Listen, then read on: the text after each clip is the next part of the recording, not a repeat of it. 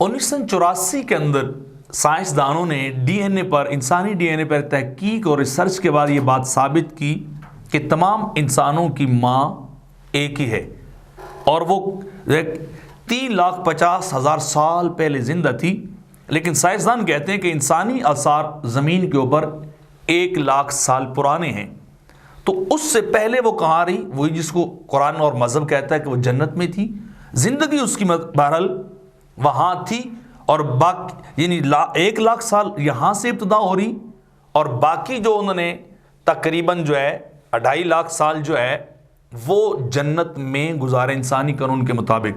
तो इंसान क्या है कि उसकी माँ भी एक जो हवा, जैसे कुरान की आयतों में एक माँ और बाप से, एक इंसान और एक औरत से, मर्द से और एक औरत से तुम्हें जो हमने ज़िंदगी बख्शी मुज़क्कर और मुअन्नस से, ये भी है।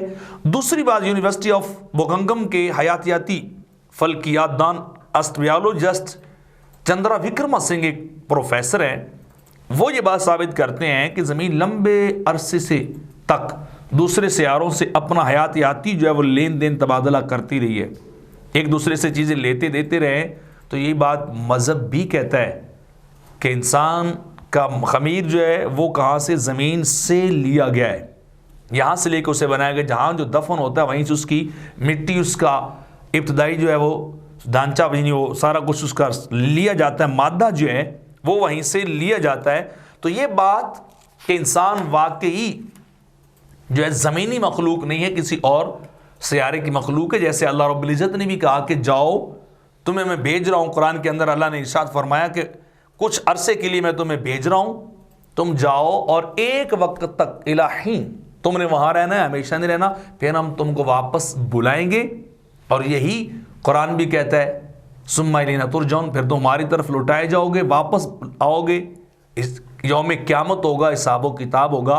तो ये कुरान का और मज़हब का ये एक जो है मसला या एक दावा भी आज खुद साइंसदान और जो है वो इर्तिका को मानने वाले साइंसदान प्रूव कर रहे हैं, मान रहे हैं कि इंसान जो है वो ज़मीन से नहीं इर्तिका पज़ीर हुआ, बल्कि वो कहीं किसी और जगह से भेजा गया और वो सियारा जहाँ भी हो अल्लाह बेहतर जानता है, वो जन्नत थी, जन्नत से आदम अलैहिस्सलाम को भेजा गया और उनकी पुश्त में फिर सारे इंसान भी यहीं तक जो है उतारे गए थे।